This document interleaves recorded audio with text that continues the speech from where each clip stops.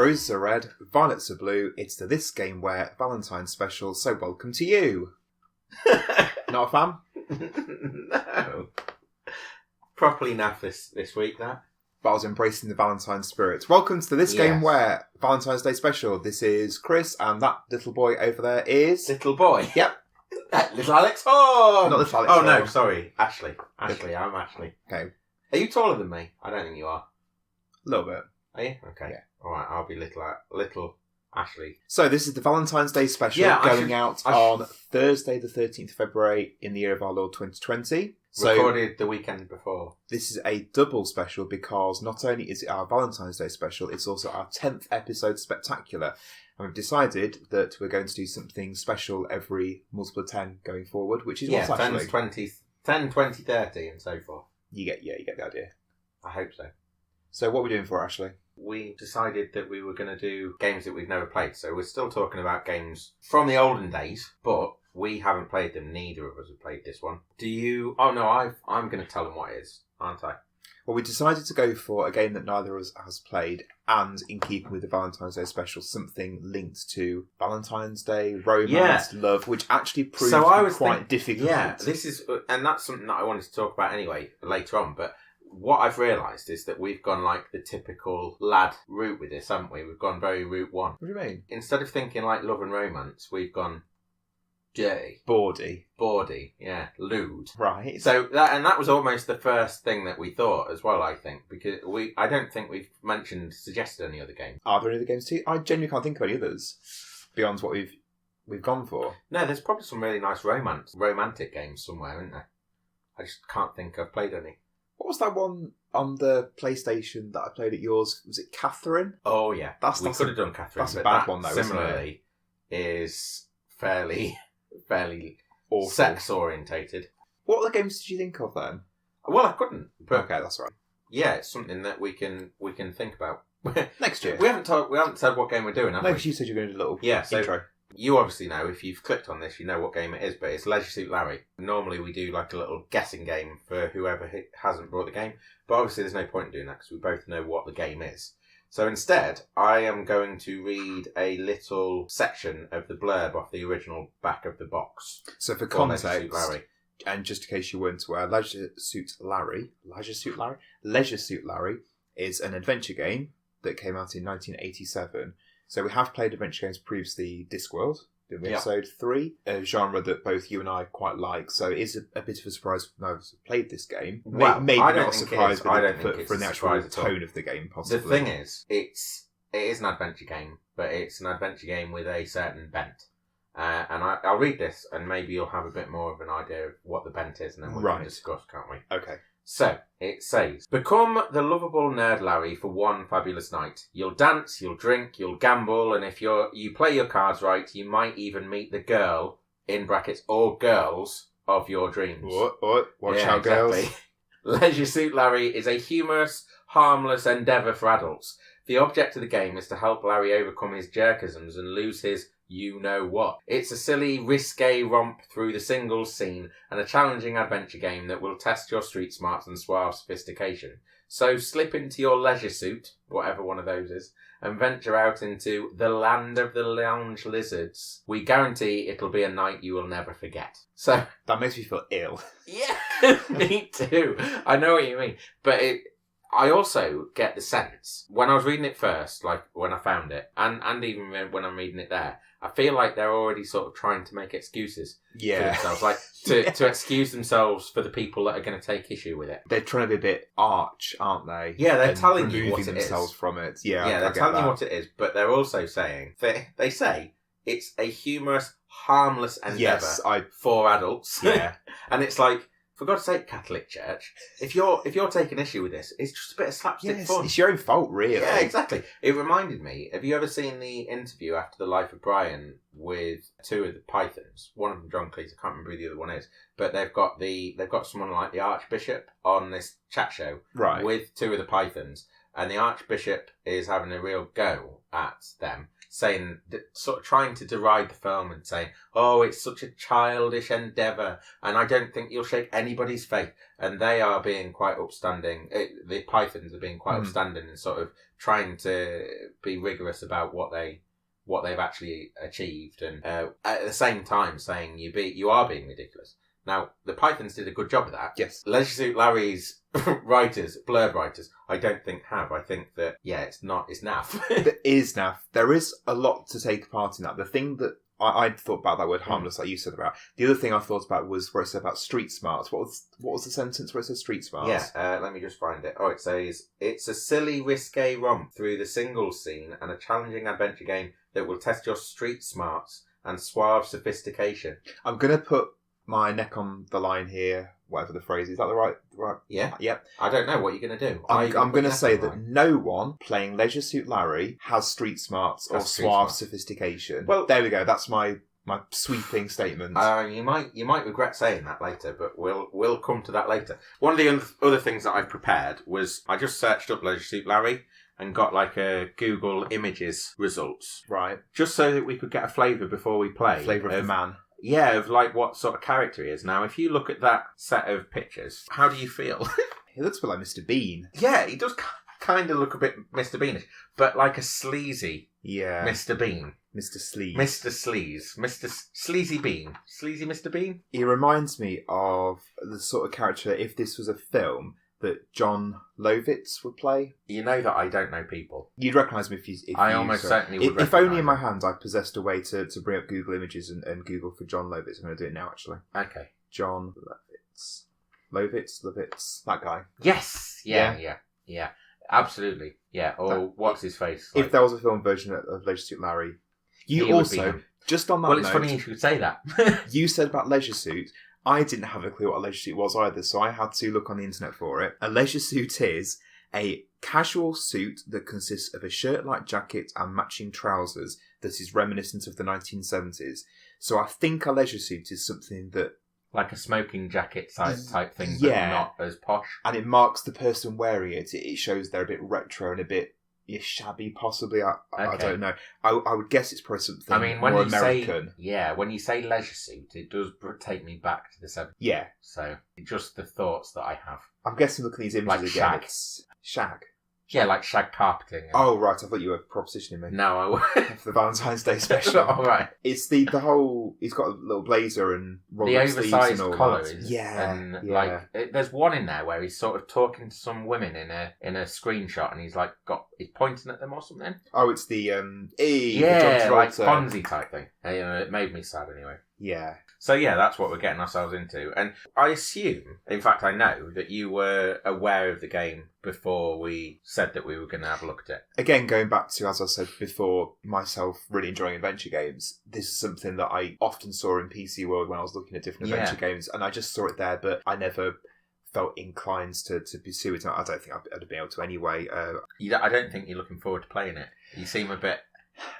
Okay, I have a horrible feeling, and during my research last night, I was looking on quite a few websites that I was hoping would back me up a bit with this. Surprisingly, they didn't. I'll come to that in a minute. I have a horrible feeling this game is going to be unkind to its portrayal of women. I think it's going to feel very, very dated. Okay. And I think in 2020, with woke culture, and I don't mean that in a derogatory way, I mean that in a very positive way, I think it's going to be very uncomfortable.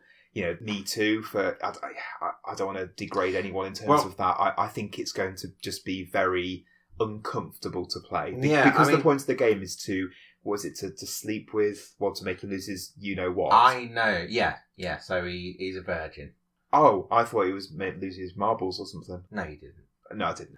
So that's apparently the aim of the game. I have the same worries that it's going to be so sleazy. Yeah. That I feel tense going into this. But equally, when I was a kid, I don't know when it was, but when we had a PC, so probably sort of early 2000s, I remember one of them coming out, like Leisure Suit Larry 6 or 7 or whatever it was, and sort of looking at it and being teenage boyish about it, like... Well, in a good way, or like... I think it was a conflicted feeling, because the character himself doesn't appeal to me at all. No. But I think the idea that there would be naked ladies appealed. He's a schlub, isn't he? I think that's what it is. Of schlub. They actually put on the back that he's a jerk. He's the original blind date nightmare, the kind of guy you wouldn't want your daughter to date, let alone meet. But he's also the unlikely hero, in air quotes, right, of this new 3D animated adventure game from makers of King's Quest. Right. Yeah, because that's the other thing that is worth saying. This wasn't just like a back of the magazine game. It was made by Sierra. Yeah. Sierra, for anyone that doesn't know, were making big old games like King's Quest, Space Quest, Police Quest. All the quests. Yeah, well, they were. They were doing all this. Some of Hannah's favourite games, the Quest series. And actually, the person that made this, Allo, yes, he was involved in a lot of those. Did you find anything about the games that he'd worked on prior to this? I looked up Allo and I didn't recognise any of the games he's worked on, but I did find that he is 73. He still runs and maintains his website. And he runs, which I think is brilliant. He has a daily joke mailing list. Yes, he does, yeah. You found that as well. It's called Cyberjoke 3000 or something like that. And it's... Type in your email address and they'll send you a joke a day. I thought it was brilliant. Yeah, I thought so too. I've got the... Have you signed up? I haven't signed up, but I've got the website here. So it's at the top. If you go, there's like a little carousel. And the third option on the carousel is Cyberjoke 3000 with a TM trademarked. Yeah, and it's actually an app. I don't know if you realise that. It's not just an email thing. He's got an app as well. Allo's Comedy Club. So that's the same thing, but an app. What a guy. It's also... So one of the things that I wanted to draw your attention to on the back of the box was... Let me just get the box back up, sorry. This picture here, right? So on the back of the box, it's a bit degraded because of the low quality. But look at that picture. So I'll describe this picture. It's Allo and Mark Crow underneath, two very 80s looking men, both dressed very similar to Legislative Larry, really. Yeah, with the one on the left is Allo, and the one on the right is Mark Crow. And it's a photograph of both of them, one either side, looking at a lady's rear ends and legs as she walks past, both looking very happy at the situation. And I would... leering. I mean, you could just go and have a look on the back of the box if you wanted to. If you search Legislative Larry Lounge Lizard blurb or box, you'll be able to have a look at this picture. It's cringy, not just because of the looks, but because of the clothes, but mainly because of the looks that they've got on their faces. They're like... It's like the equivalent of patting the secretary on the arse in a film or something like that. This picture sums up to me what I feel the game is going to be like, and just looking at this picture again, I am feeling uncomfortable. Yeah, well, that's kind of what I felt as well. Like it was cringe. It was totally cringy. And then I started to think. It doesn't really do. I don't want to get into being sort of judgy about the man, but it doesn't particularly do Allo any justice. Like, it doesn't make him look particularly endearing. No, not as a person. So I then went to see if I could find any other pictures, and one of the pictures that is quite easy to find is on Wikipedia, and that doesn't do him any favours either. Looks surprised. He doesn't. Do you think he looks surprised? I think he looks murderous. Guilty. Yeah, guilty. Exactly. So, yeah, that's two pictures. But if you go to his website, you do find the opposite of that. You find this picture here where he looks like a happy Santa. He looks avuncular. I don't know what that means. Thank you. Jolly. Jolly. He does like a rosy red Santa. Like an uncle figure. But a good uncle. He looks like Santa. Yeah, he does. So you've got those two pictures where he looks a bit murdery or a bit sleazy, and then you've got this one where he looks like Santa. So quite the other end of the spectrum. Yeah, what I'm trying to do is not judge him on the first two, judge him on the last one, because that's clearly what he wants to be judged on, because that's on his website. And the picture on the back of the box, that's very of its time. And well, it's not just of its time, it's very within the realms of the game. Of the game. Yes, I agree. And I don't know whether... The thing is, they clearly want people to realise they were working overtime for people to accept that it was a harmless endeavour for adults. So it's a bit silly, a bit cheap and tongue-in-cheek. Benny Hill. Bit Benny Hill, yeah. I think that's where we're going with it. The word I used was bawdy. Carry-on films, that sort of thing, isn't it? Yeah, I think that's where it's going to be, but it's an American also version of that. An American version of that, which is going to be interesting for us to see. Are you a fan of the Carry-on films? Do you ever watch any of them? Hate them. I remember my dad... Not because they're bawdy, but because I think that the comedy is crap. Just crass. Yeah. Crass, but also crap. My dad sitting me down to watch, I think it was Karen Up the Jungle when I was probably about 13 or 14, and I just hated it. Yeah, I do as well. They're just very poorly made. Yeah. And there'll be lots of people, probably not listen to this podcast, but lots of people out in the world who think the opposite. But they've got a big fan base. I know there's one of our regular listeners who is a very big fan of them for reasons that genuinely perplex me. But there we go. You might have to have a word. Yeah. Or get him to explain, because I'd love to know why they. I think the phrase so "good clean fun." I think that would be a phrase that would be used. Well, as I say, it's nothing to do with the bawdiness of them. It's everything to do with the jokes. The jokes are crap. They're just flat jokes. Silly. It's not even the silliness. There's like Spencer Jones. Yeah, we were talking about Spencer Jones. Spencer Jones is absolutely absurd. Really, really silly, but really good. Yeah. So yeah, silly is not the problem. Crap is the problem. They're just low quality. But we don't have to beat that horse for too long, do we? Shall we? Because you mentioned the name of this game, the first game. I started jotting down the names of all the games because each one of them made me feel ill. Yeah. You're nodding at this. Yeah. So I took a photo of There is one in particular, the latest. Yeah. So I'm going to read them out one by one. I'm not going to pass any comment or judgment. Neither's Ashley. We're just going to read them out and just let the title of each one sink in. For anyone that remembers, for anyone that's most recently listened to the Lemmings, you'll know that Chris loves listicles. I knew you'd comment on that. Yeah. I can't stop him. It's a problem. I live my life by lists. Apparently. I've got lists on my phone for films to watch and books to read. Oh no, I've got the same thing, but I don't list them to an audience of people that I'm trying to entertain. I don't crack out my 500 best books. This list is going to be entertaining. They're for me. Right. So I'm going to Before you start, though, I will point out to people listening, the problem with this list is that all of the titles are really long. So it's not just a list. It's a list where every single item is super long and you're going to get lost in a jumble of words. But I've made my excuses. Right. Christopher, go ahead. Take me by the hands. I'm going to lead you down this path. So, number 1, Leisure Suit Larry in the Land of the Lounge Lizards. Which is what we're playing. We're actually going to be playing the remake, which is 1991. All it added was better graphics and sound and things. And there was a Kickstarter remake of it. This is the thing. It was kickstarted in 2013, and it was the first. I don't think I've got this wrong. Correct me if I am. It was the first game ever to be kickstarted. Yes, I read that last night as well. It said something along the lines of how it was one of the first video games to be crowdfunded, along with Broken Age, the Double Fine game. Double Fine. And I've got that one. Yeah, I started playing it and didn't get very far because I got a bit bored with it. Oh, okay. Yeah. Was it? Did you start in the spaceship? Yeah, and then I got to the bit that was off the spaceship and just I lost interest in it. Fair enough. I mean, I don't think it's as good as the classic. No, not at all. Adventure games, but so that was followed in 1988 by Leisure Suit Larry Goes Looking for Love, which is brackets in several wrong places, which is still fine. Like in terms of Tibet, it doesn't make me cringe. Geographical places. No, you know what I mean. In terms of what the game's going for, an armpit. Some people are into that, aren't they? Number 3. Leisure Suit Larry 3, Passionate Patty in Pursuit of the Pulsating Pectorals, 1989. 1991, Leisure Suit Larry 5, Passionate Patty Does a Little Undercover Work. Now, the more eagle-eared listeners might have noticed that skit, Leisure Suit Larry 4... Yeah, I thought this was really quite interesting and fun. I quite like this. We'll come back to that then, because I want to get my list done, the completionist. Okay, sorry, yeah. Leisure Suit Larry 6, Shape Up or Slip Out, 1993. 1996... That is related... that's penile. That's phallic. For anyone that didn't... Shape Up or Slip Out. Oh, I genuinely did not get that. No? No. Oh. It's like thumbing it in. Oh, sort of. Jesus wept.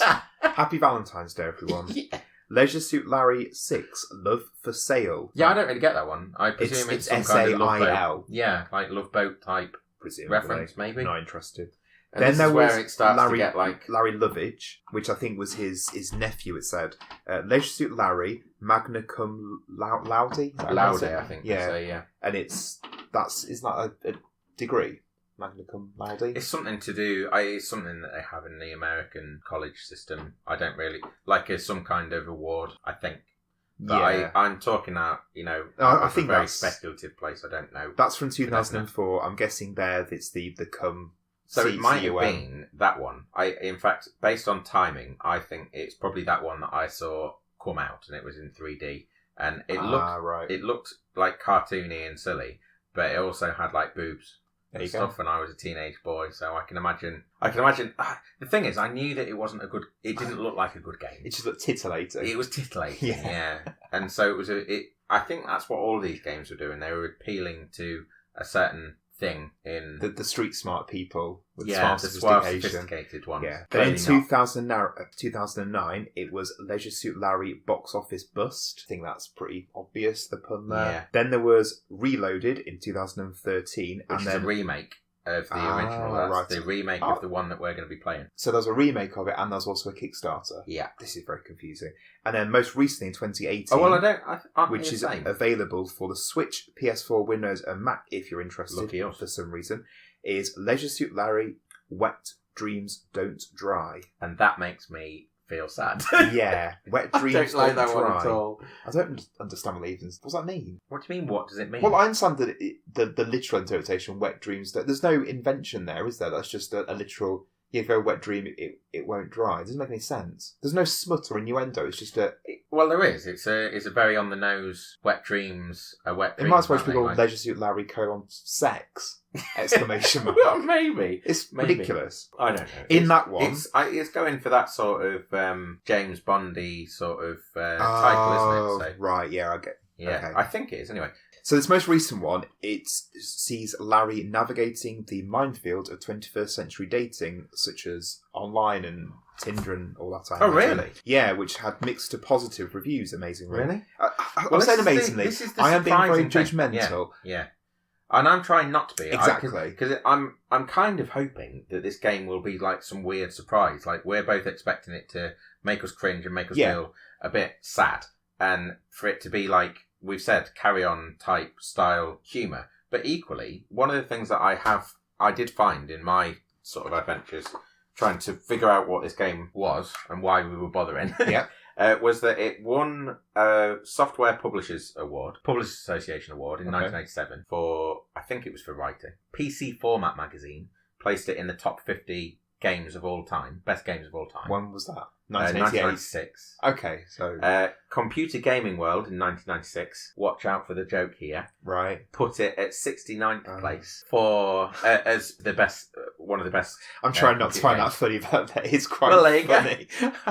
And they also placed it 5th in the humour category. 5th. In all time? Yeah. I wonder what came number 1. Yeah, I don't know, I didn't check. But like, there are clearly people that think it's all right. It seems to be quite well regarded, doesn't it? Yeah, and that's something. Maybe we will play it and be pleasantly surprised. Yeah, it had because they didn't know what the reception was going to be like, they gave it no budget whatsoever for advertising or marketing. They didn't advertise it anywhere, and it sold something like 4,000 copies in its first, I can't remember how long, either a month or 6, but then suddenly people started talking about it, and by the end of the year, it had sold like 400,000 copies. Wow. So that's with no marketing. I don't know if people realise quite how astonishing that is. Yeah, it doesn't happen very often. So, yeah, there might be something there. Maybe. I genuinely hope so. I hope so.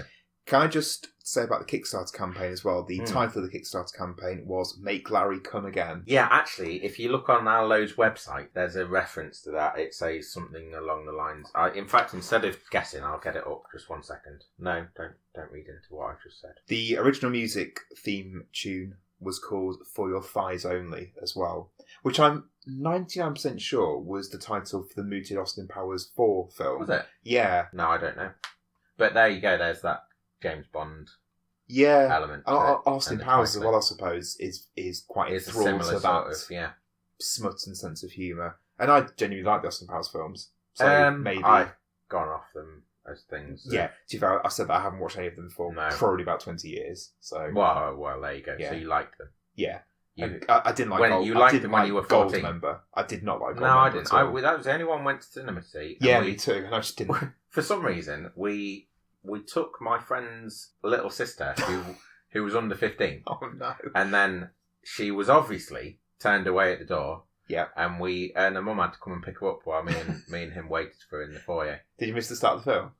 I can't remember, to be honest, but... The start of the film's that ridiculous bit where it's all the celebrities and then it ends with him going up into the sky like at the end of Grease. Yeah. Yeah.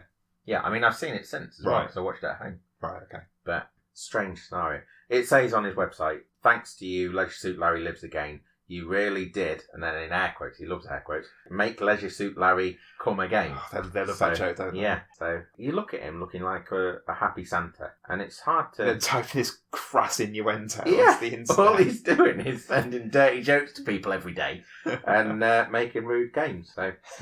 I don't know. Takes all sorts, doesn't it? It does.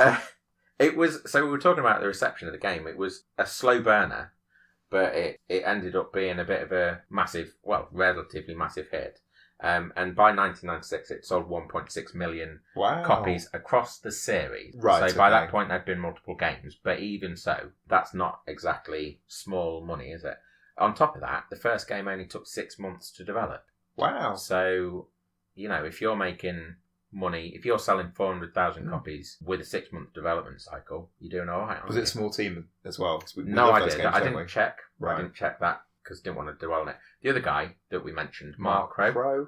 So Mark Crow, he worked on Space Quest. Okay. I think, but again, might be wrong, I think he did sort of the graphical sides of things. And Allo was the jokes guy. Well, yeah, he was. But I mean, he was jack of all trades. There was...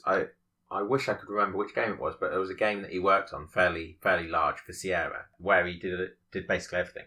He did design, he did programming, he did writing and all sorts. So I think, like most people in that period, he was dabbling in all parts of it. We said about Allo. I just said about Mark Crow working on Space Quest. Allo. I asked you if you knew what Allo worked on previously, and I know. For a start, he was a school teacher. Sorry, I've just realised that Al Lowe and Mark Crow rhyme, and then and as I realised that you went, and I know, and that actually amused me. That's some sort of limerick there, possibly. Yeah, a bit of Dr. Seuss. Whatever. Anyway, so he was a school teacher. He was a school teacher, and for Sierra, he worked prior to deciding that he was going to go and do Leisure Suit Larry for Sierra, or pitching it. He worked on all the Disney licenses. All right. So he went from working on Winnie the Pooh and Donald Duck to working on Leisure Suit Larry. Wow. What a trajectory. I know. He did a bit of King's Quest stuff as well. But yeah, Winnie the Pooh and Donald Duck, and then dirty, smutty sex games. Do you know what Leisure Suit Larry is based on? Who it's based on? No, what it's based on. No. So it was based on a previous Sierra. So this is a bit of news to me, because I didn't even realise Sierra made this before I checked. I just thought I just saw it on the shelf, didn't know that Sierra involved. But in 1981, Sierra made a text adventure called Soft Porn Adventure. Jeez. And this game is based on that, even to the point where some of the text, some of the dialogue, and some of the puzzles are directly taken from Soft Porn Adventure. The greatest hits of Soft Porn Adventure repackaged Basically, from Larry. And you just said the greatest hits. So one of the things that I've had to do is buy these games. I got the pack, Leisure Suit Larry Greatest Hits, for £7.69. There you go, £7.69. Was it genuinely priced at that much? Yes, on Google. I don't know whether that's exchange rates though, because in America it's just $9.99. If you buy it in dollars, it's $9.99. But now in the UK, it's $7.69. It might just be. Is that just a happy coincidence? I think it's an unhappy coincidence, but coincidence nonetheless. A happy ending, we could maybe say. Dear, no. Okay, sorry. It's infectious. I can't remember what I was saying. Soft Porn Adventure. So Soft Porn Adventure was included in the greatest hits. Wow. But generous. Was removed in 2018. Oh. Yeah. So why? I don't have it, thankfully. Why? I've no idea. Don't know. But yeah, that's what we're going to be playing, basically. It's going to be a graphic, wrong choice of words. It's an enhanced version. Probably wrong choice of words again.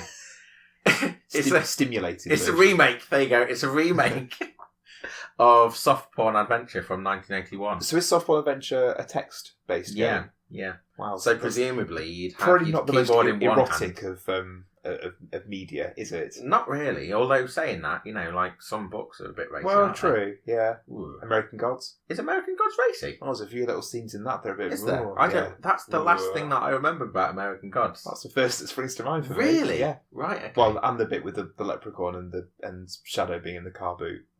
I've still not got around to watching the TV series of that. No, I haven't. I watched a couple of episodes and then never went back any to it. at all, because the book is one of my favourite books ever. Yeah, I me absolutely too. love the book.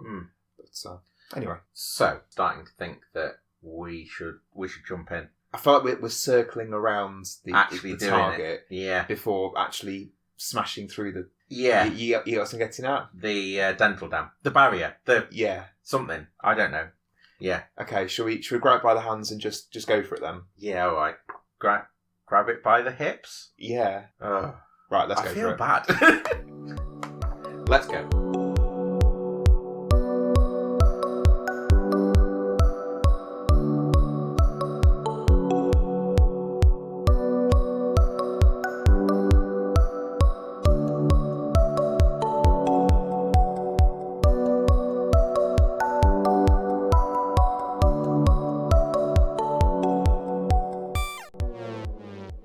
Welcome back, everybody, to the second half of this game, where we've just been getting... You see, we ended the first half, and I couldn't figure out a way to say what I wanted to say without being rude, and I nearly did it again. You were going to say getting stuck in? Yes, I was, yeah, and I don't really think that is what I want to say, is it? No, not at all. I hope it was as good for you as it was for me. Exactly. I think we're going to have a problem with this half, aren't we? The smut. We're just going to say things... And normally it would have been fine, but... Not anymore. No. We've been tainted by Allo and Mark Crow. Allo and Mark Crow. Don't you know? Tainting us from below. Yeah. Is that... bit of poetry. We're saying we're tainted, but actually, I don't think it was that bad.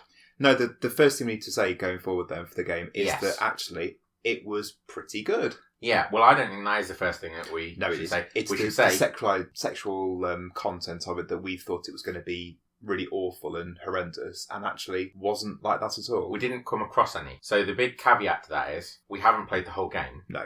We didn't necessarily interact with everything that we even had options to interact with. So there might be things that we were missing that were like heinous, terrible, awful content. But for the most part, it was quite a big surprise to me. I thought it was... The first surprise was when you actually end up standing in front of Lefty's bar, which is the first setting. It looked pretty nice. It did, yeah. Yeah, for a game from 1991. Yeah. The first thing we both said was how nice it looked. Yeah. We actually even compared it to Monkey Island. And I think it looks better than Monkey Island. Yeah, the fluidity of the animation and the quality of the graphics, the quality of the drawing was right up there. Definitely. And maybe we shouldn't have been surprised at that, because it is Sierra game. And, they were pretty well known for the quality. Mm-hmm. I've played King's Quest games, and they look pretty good. I was playing Space Quest the other week, and that was really nice. That was quite sort of... I remember when it booted up, me and Hannah said how nice it looked, that one. So, yeah, maybe we were being unfair, or maybe naive. I think we went into this expecting something, and we were pleasantly surprised that it wasn't that. Yeah, so we briefly discussed while we were playing what it actually was that we were expecting, and I said to you that I was expecting a bunch of images that were titillating images, sexy pictures of women that were overlaid on a crappy game, on a game that wasn't worth playing, and the only reason you bought it in the first place was so that you could look at those pictures. Yeah. And my perception of it was going to be that it was Larry would meet a woman, he'd pretty much blink his eyes at her, and then she'd sleep with him, and then he'd move on to the next conquest. Yeah, even though he was a jerk, even though he was a loser, we thought that would be the case. That was the game that it was. And I've seen games like that. There's been, like, you might get Mahjong, but it's sexy Mahjong. Sexy Mahjong? Have you never seen anything like that? Oh, well, there's all sorts of games that came out, even for things like the SNES and the Mega Drive, where it was like these pixelated images of women, either nude or semi-nude, and it was always layered over like quite a simple game to program or a simple game to play, so that you got these pictures with relative ease. So you could get to the end easily. Well, it wasn't even the back end. In every sense. Like, I've seen Mahjong, where the Mahjong tiles are... Because Mahjong tiles tend to have, at least in the games that I've seen, they have their top bit, like their suit, and then they have a back, like you might have on playing cards. And the backs had naked women on, all different naked women. You get playing cards that like that as well, don't you? You do, yeah, you can. And in these games, you could just flip over the Mahjong tiles so you could see the pictures. Like, really horrendously pixelated. Yeah, I presume it was like a way for married men to say, I'm just going to go play some Mahjong. I quite like Mahjong. It's quite a nice little time filler. Well, you do. Yeah, Just normal. All right. Mahjong, Okay, not sexy Mahjong. Okay, well, sexy Mahjong. It is what it is. Yeah, exactly. But that's the sort of thing that I was expecting from Legislative Larry, like a way to titillate people. And it was not that. No. I started talking in the first half about this blog that I read last night. It was written by a female gamer who had played the game again. It's about 2 years ago. Said that she wanted to replay the game to see what it was like in modern times, and she had the exact same conclusion as us, that actually the characters were the female characters, were very well written and quite strong, and they weren't they? The very first female that Larry came across in the game was this woman at the bar, and then we both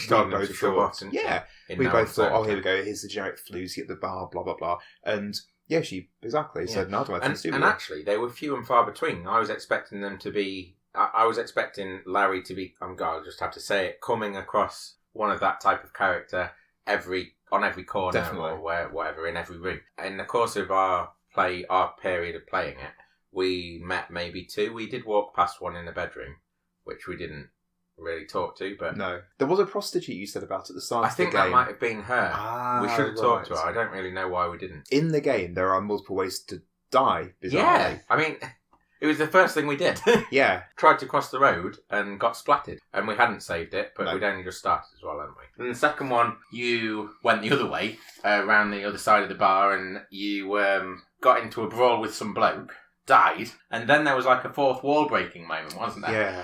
Which I think was the first moment that I realised that the game probably wasn't going to be anything like I'd expected. Cleverer than we thought. Exactly. Because it started talking to you and said something about going into a dark alley. That was a stupid decision. Then it said something about putting him down the tube. Yeah. It triggered this sequence where the floor opened up and Larry was taken down this trapdoor thing.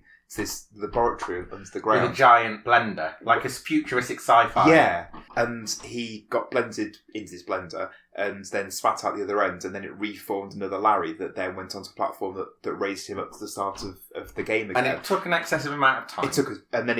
And then this box came and said, "See, this is what we have to go through every time you kill Larry." Something like that. Yeah, every time we have to restart. That was it. Yeah, said. And it was like the game's way of being mad at you for killing Larry. It was quite funny, actually. It was. And even like the fact that it took so long, like it wasted your time on purpose to say to you, don't do that again. We did do that again. We drowned in some toilet water. Yeah. Yeah, the very grimy toilet. We went into a bathroom and I pulled the plunger thing. What's it called? Flush. I don't use them very often. Apparently not. They pulled the flush and it all flooded. It flooded the bathroom and we died in our own shit, I guess, didn't we? Yeah. What a way to go. Yeah, precisely. And I can only assume that there's so many more ways to go in the game. I quite liked that. It added an element of humour and it added an element of surprise. I remember in Monkey Island, there's a bit towards the end of that where you can make Irish drown. Well, no, he walks off a cliff on Monkey Island itself. All right. And there's a rubber tree underneath. And he bounces back up. Yeah. And there was some reference when that happens about how, oh yeah, don't worry, in this game you can't die. And I didn't really understand what that was getting at. That was maybe because were there other adventure games around where dying was a thing like this? In Legislative Larry, I found that quite frustrating because I found it impeded our progress. Well, it did it when we drowned in the bathroom. It did mean that we had to repeat everything that we'd done. Yeah, exactly. But maybe that was our fault. Maybe we should have saved. And I'm willing to put money on if we had been playing it in 1991. We probably first thing we would have done was save. I guess. Then we probably would have saved every 5 minutes or so. Yeah. Whereas now, because we're so used to everything doing it for us, autosave. Yeah. Maybe there's something going on there. But we are who we are, aren't we? So, yeah, it was a bit frustrating, but it wasn't terrible. Well, I mean, one of the things that you noted, because we had to, in order to make sure we weren't spending hours playing, we had to look a few things up to get ourselves going. And you said about the game isn't actually really that long. No, the walkthrough I read was very short. Yeah, so in terms of, we said about when we were playing Gremlins, somebody finished Gremlins in half an hour, but the game wasn't just getting from A to B, it was learning how to be good enough to get from A to B. And maybe that's the same sort of thing with Larry. Like the Legislative Larry game itself is not that long, but knowing all of the pitfalls and actually coming across all the pitfalls is part of the point. And like enjoying seeing all the different ways people die. Yeah, exactly. Because that's another thing you said. So exploration-wise, you said about, I just never would have clicked more than once on this thing or that thing. No, so there was one puzzle where you had to look at a wall 3 times in order to get a password to go in the bathroom, into a secret room. And we said in the Discord episode that you and I both enjoyed chatting to characters multiple times, but I would never interact with an object more than once, because why would I? Whereas in this, you had to in order to get something to progress. Yeah. And I felt that playing that now, that was a bit of a barrier for me, because I would never have done that.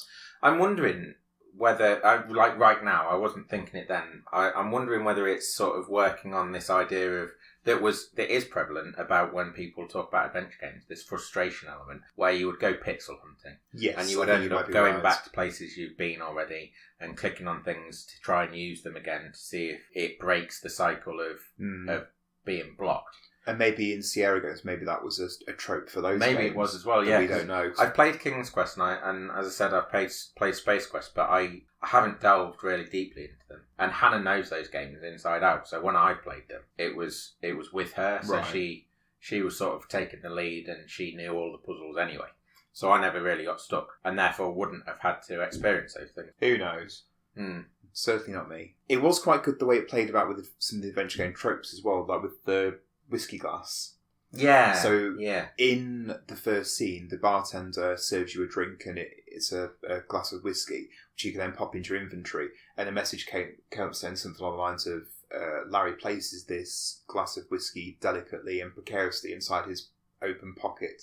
Something like that, which we both laughed at, didn't we? Yeah, I like that it's aware of itself, and it definitely was aware of itself. Yes, it was. All the way through. So, again, that might be, if I were to play this, and I'm not as sure that I won't now as I was before, if that makes sense. Like, I thought we were going to have a go on this, and then that would be that. And the second half of me was hating on it, but it hasn't. No, I think that the game has actually piqued my interest.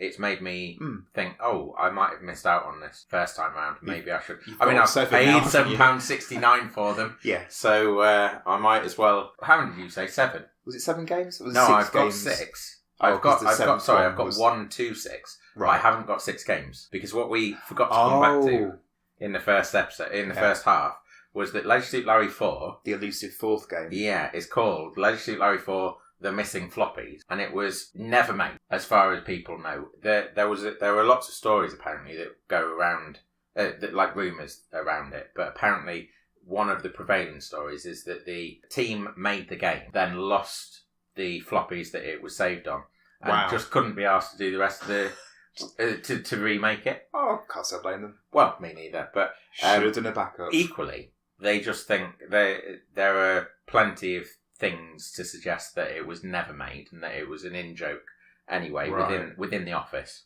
within the Sierra office, and that they just skipped from 3 to 5 so it was an urban myth. For fun. Yeah. But nobody actually, as far as I know, nobody actually knows the truth. So it's called The Missing Floppies, both because literally it was The Missing Floppies and also because it's a bit of a smutty joke again. Yeah. Innuendo. Yeah, well done then. Yeah, definitely. Before we move on from the adventure game side of it, we really liked the presentation of it. The screen filled up the whole screen. I'll explain what I mean by that a bit more. On Monkey Island, for example, in Monkey Island, you have the top half, 2/3 of the screen. Yeah, you have the scene. Yeah, and then underneath you've got your verbs and then the inventory.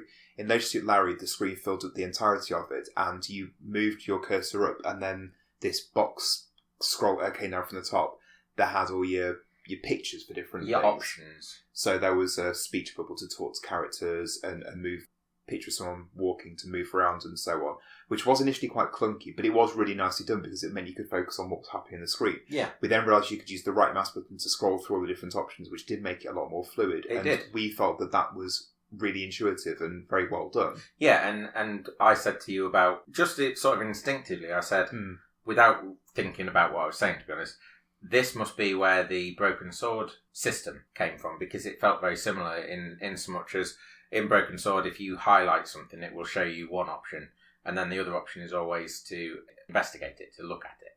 So if you can use something, then it'll come up with cogs. If you can speak to someone, it will come up with a mouth. And if you can investigate something, it will come up with a Was it a little moving magnifying hand? glass. Wasn't there a hand one of them there was a hand one, yeah. And if you wanted to move from scene to scene, there was a hand that sort of pointed to the left or to the right off screen. Yeah. And it felt very much like that could have sprung out of the system that they were using in Leisure Suit Larry. At the same time, we did say, because you said about the right-clicking to cycle through each of your actions. We're not sure whether that existed in the 1991 remake or whether it was just added to be re-released later on. And we can't answer that. We don't know because we never played it in the 90s, obviously. Either way, it was really good. Yeah, I thought the system worked pretty well. Although there was a bad one, wasn't there?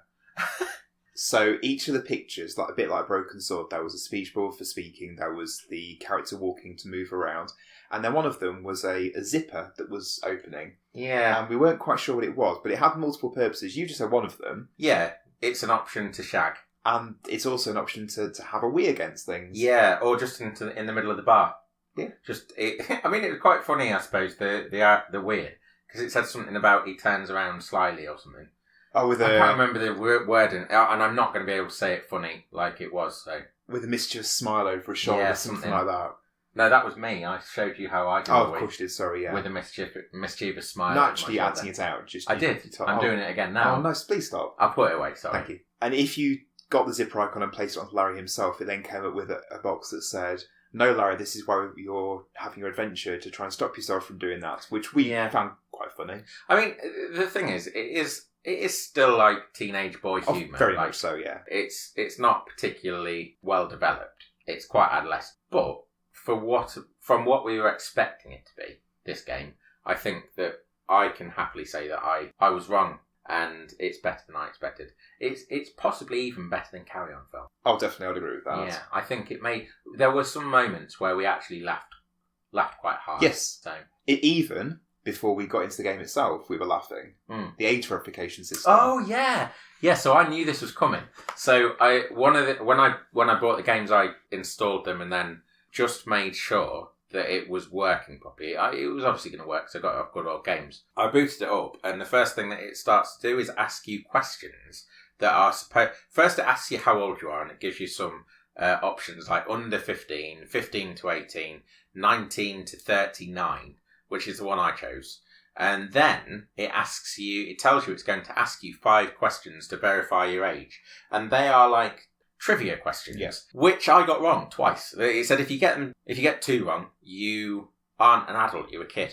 So the question comes up with 4 options to choose yes, from. It's multiple choice. Yeah. And I got my 2 wrong, and it booted me out of the game instantly. And literally just closed the game straight away. Yeah.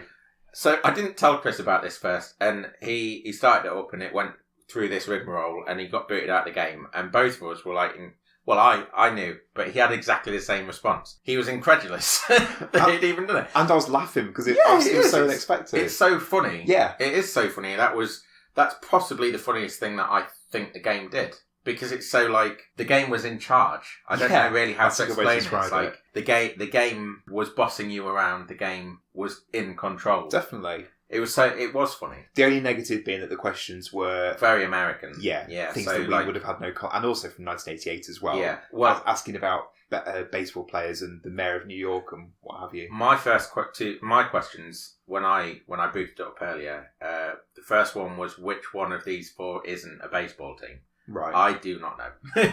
But equally, there was a question I had where it said Peter Piper picked a peck of pickled, and then you had to choose the last. Yeah. So there was a bit of a balance there. There's also an issue with the questions being dated, and in some cases, outright wrong now. One of the examples that I read after the fact was that a question is O.J. Simpson is, and then one of the options is being indicted before it all kicked off around that situation, if you know what I mean. Which situation? There were quite a few. Well, yeah. Before any of the situations really kicked off. Before the juice got loose. Yeah, that's a good way to put it. Thank you. Thank you. I thought you were trying to drop me in it. No, not at all. Make me have to talk about things. Nope. I didn't want to talk about it. Good, I'm glad. While we are talking about the game being on slightly shaky territory, shall we talk about the bit that we think was possibly racist? Yeah, I mean, I don't think it was possibly. It was quite... So the scene had Larry, you were going to buy some condoms. Yes. I don't think it was necessary for him to again, this makes it sound a bit like the perception we had of it. Maybe later on in the game he would have used them, but at the point of the game we were at, he wasn't. No, he wasn't in any position to be able to use those. No, not at all. But the guy selling the condoms, the owner of the Quickie Mart or the worker, it became quite apparent that they were being a bit.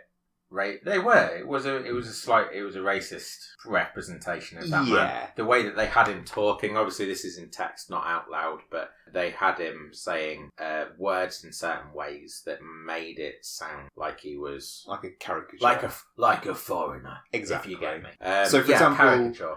It then became apparent during the conversation that his name was it Saddam? Yeah, it said Saddam. Yeah. So we started to wonder whether it was 1991 Gulf War sort of hangovers. I don't know. But you said about 24. 24 did a similar thing. Like, you said that after 2001 happened, after the World Trade Center was attacked. So, on the way here this afternoon, I was listening to another podcast, and they were talking about 24 Series 1 and the first series, about how... I've never watched 24, so I have no idea. No, neither have I. That the first series was going to air 2 or 3 weeks after 9/11, so the series was edited so that the enemies in it were Serbian rather than from the Middle East, because of maybe trying to allay any fears or whatever. But then second series, it then became very much about the baddies being from the Middle East, which would have fed into the paranoia at the time. Yeah, and there was a great deal of paranoia at the time. Definitely, yes. I can only imagine that it was... I mean, it's something that we're still dealing with, to be honest, but it's not something that we're going to get into on the podcast. No, that's true. I can well imagine... Although saying that, maybe not, because we've just said about it came out in 1987 originally. So if that character was the same then that is pre-Gulf War. Even so, it doesn't matter why it was. It just definitely was. I think that would have been representation. I think it would have been very much of the time though, late 80s, when Gulf War was on the horizon. Ronald Reagan sort of. Precisely. Yeah. So it definitely had very rough edges. So that made us uncomfortable, and that was a bit of the game that did make us uncomfortable. And actually, that was for a racism reason rather than a sexism reason. So that was unexpected, wasn't it? Yeah, maybe it shouldn't have been though. Oh no, it shouldn't have been there, full stop. But no, I mean, maybe it shouldn't have been unexpected, because I think the general tone of the game was maybe leading us there. What I am surprised at is that it was in a game made by a mainstream creator like Sierra. I said earlier about games in the back of magazines. Did you know what I meant by that? What ones? Mail order ones we could send off. Well, mail order ones, but also where more you low could. Key. Huh? A bit more low key. I'm thinking mail order ones where people have made them in their bedrooms, and they've put them on a tape and sent them off to you. Or even where you get the code and you pop it on your own. You program it in yourself. Have you seen those? No, not at all. No, that was a bit of a thing in the 80s. Right. I can imagine there were a lot of these quite strange games made. There used to be a program on television. I think it was called Game Nation. Remember Game Nation? No, not at all. Okay, so Game Nation was a magazine show, a game magazine show. And one of the guys on there, I'll tell you what you do remember, that Dara O'Brien program. Oh, Go 8-Bit. Go 8-Bit. Yeah. You know Steve on that? Yeah. So Steve McNeil knows his stuff. Yes. And I think it was him, he did a segment on lewd games. And there were all sorts of these lewd games that were put into the back of magazines that you could send off for mail order, or that were passed around in, I think he probably said the playground, where there were things like, one of the ones that I remember, and I never played any of these, but one of the ones that I remember from him talking about it, from someone talking about it, is where there was people in a tower block, and then someone at the bottom with their mouth open, and they were... You know where this is going, don't you? Oh, God. I hope it's not going where I think there were people spunking out of the windows, and there was a lady at the bottom with her mouth open. It's horrendous. It's utterly grotesque. And actually, that is a perfect example of what I thought Leisure Suit Larry was going to be. I thought it was going to be as crude and horrible as that. But it's awful. Yeah, I think if it had been... If that Quickie Mart element had been in a game like that, then I would have been like, oh, right, yeah, okay, I should expect that. But then if you've got a publisher like Sierra, and they're putting that out, that is probably where the surprise comes from. Just go back to the tower blocks and just thinking about if just one person was doing it, let alone multiple. I know, it was multiple so many people that there's the ladies at the bottom just waiting for it to all land on her. I'm now thinking that I might have got the wrong programme, because that was on you made Sunday this up. morning. No. It was on a Sunday morning at 10 o'clock. I think it might have been on Games Wipe with Charlie Brooker. Right. I think there was a segment on sexy and games. Was this actually a real game or made up? Oh, yeah, it was a real game, yeah. Shall we play it for next year's Valentine's Day special? I think we should try and find romance. Not between each other, not with one another. Just clarify. Are there, because you said in the beginning that in the first half, there are no games that you can think of where there's like love or romance. Or certainly not where it's thrust. Oh, there you go. Certainly not where it's the main drive of the game. There are games where the characters come together, not like that, and it feels fairly realistic for whatever reason. So an example I'm thinking of is I genuinely felt playing Final Fantasy VIII years ago, Squall and was it Renoa? Wasn't it that their romance was quite well realised? But that's one part of a sprawling, much larger game. It's not that that's the main part of the game. No. So recently, last week, Knights and Bikes came out for the Switch, which I was texting you about because I really want to play it because it's had some fantastic reviews. I was reading a very in-depth review of it last night that said one of the things they loved about it was the realism of the characters. It's about these two, I think, 10, 11-year-old girls living on the Isle of Wight, or is it an island just off Cornwall, so in England. And the way these two characters are realised is just so realistic. I keep using the word real and variance on it, but you know what I mean.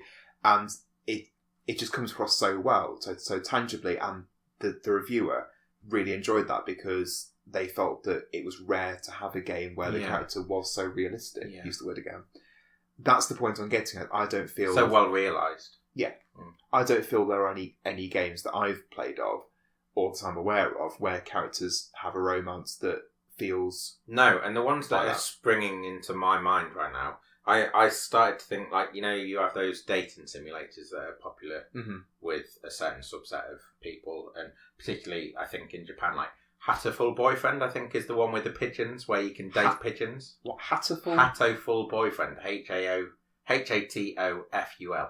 Hatoful Boyfriend. I feel like a Mad Hatter. A Hatoful. No, I don't know what it means, but I'm sure that's where you are some kind of pigeon, and you are trying to find someone to love that is a pigeon or a dove or do you get sit on a tower block and like throw your mug down? I don't know. Underneath to swallow I think they gave it away on PS Plus, on PlayStation Plus. I think it was a free game on PlayStation Plus, and I might even have it. Dirty boy. Yeah, well, there's those sorts of things. There was another one that came that I kind of half remember. Again, I've not played it, but it was targeted at women, and it was all about dating sexy dads.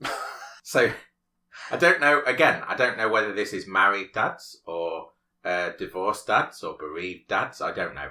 But you got a subset of dads. Sexy dads. Yeah, it was. Yeah, maybe there was a whole variety of different dads in different circumstances that you could seduce and marry. Or something. But again, is that right? I don't know how much romance is involved. That seems quite niche, I would say. Oh yeah, well, dating simulators are, aren't they? But again, going back to my point, a game with a realistic romance that people can relate to. Yeah, I know. You never know. There might be some dating simulators out there that are very well realised. There may well be. I don't know them because I'm not. We'll do a Valentine's Day in like 2028 or something. When we've really got stuck into spent 8 years just playing dating simulators exclusively. Yeah, I know you won't like me saying it, but Stardew Valley has. Again, it's not particularly well realised, but it has this mechanic where you have to build up your levels, your relationships with people, and the way you do that is by giving them presents, and that goes for all of the villagers in the village, in the town. It's very materialistic, isn't it? It is quite, yeah. You have to keep having conversations with them as well, and listen to them, and take things on board from them, and give them their favourite things and such. But you can also marry them. So there are some men and some women that are labelled as single. And once you reach a certain level of relationship, you can start to woo them. And it's a gradual process. It's not like they like you 8 hearts now. Right. Well, actually it is. It kind of is. But it's not something that you can do overnight. You have to hit 8 hearts, and it takes a significant period of time to reach that and a significant effort, which is simplistic. It's not fully realised, but I suppose it sort of reflects the effort you have to make in love. I'd just like to see a game where it's just about two characters that love. And yeah, just and the difficulties. Just a good interpretation. Yeah, so Listeners, if you know of any games where this happens, please let us know. Yeah. One that I can think of isn't a video game, it's a board game. It's called And Then We Held Hands. Right. So in And Then We Held Hands, you have a board with this circle, and I think the aim is to get into the middle. And it's a 2-player game, one of you on one side, one of you on the other. And you're not allowed to talk to each other for the whole game. And you've got to make decisions that are going to benefit your relationship without actually being able to speak. So it's all about intuition, and it's all about knowing your partner and getting into their headspace and being able to think the way that they think. And unfortunately, it's out of print and costs a lot of money to acquire, but it looks like a really lovely game, and one that would be a good candidate for, if it was a video game, what we're sort of looking for. Yeah, so if anyone knows a game, please do tell us. Please let us know. I think, is there anything else that we want to say? I think that feels like a natural place to finish. It does, yeah. So we've reached a nice natural climax there with finishing on. I didn't like that. No, I know. It's hard, isn't it? We've ended on quite a reflective note, and I feel that's a good place. Yeah, it isn't where I expected to finish Leisure Larry, I'll be honest. No, I really didn't. Headspace. Yeah. Caveat again, though. We didn't play the whole game, and there might have been, just round the corner, there might have been the worst thing ever. We don't know for definite. So if it is like that, again, let us know. So if you play it, get to the bit with the racist shopkeeper, and then stop. Yeah, that might be a good...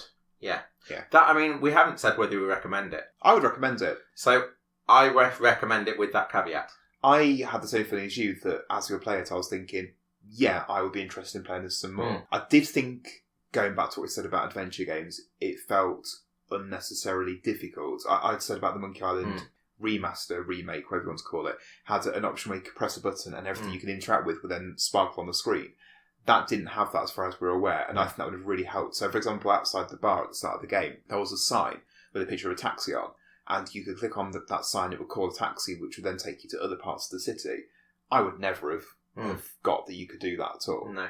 I might have done eventually if I was playing about, but then that would have been pixel clicking, which to me is not good gameplay. So I would recommend it regardless. What about you, Ashley? I would recommend it with a caveat that there might be something that we didn't manage to get to today that totally undermines and undoes that recommendation. Yeah. So on the basis of what we've seen today, yes. If you like adventure games as well, then it might be worth your time when you didn't think it was.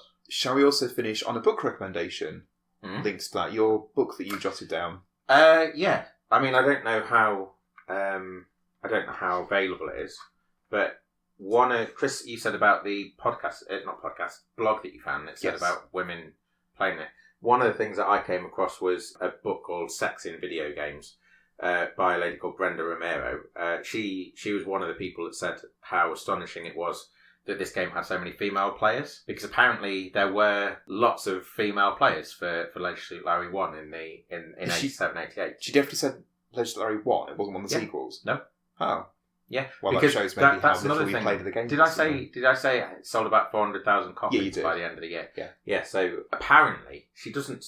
In what I could find, she doesn't say what proportion of those were female players. Yeah. But she says that it had a lot of female players. I'm sure a book called Sex and Video Games would have a lot of interesting romance games, bits and bobs in it. Yeah.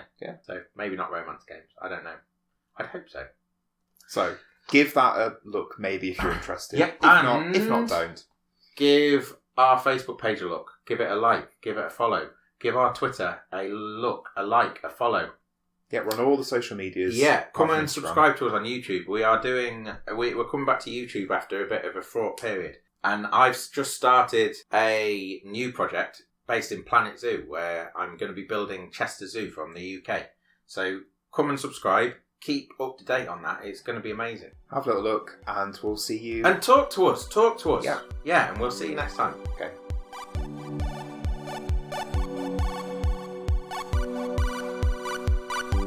This Gameware is a Specky 2 Guys production. Music for the episode is provided under Creative Commons license by Steviosphere from the album Cell Division, which can be found at steviosphere.bandcamp.com.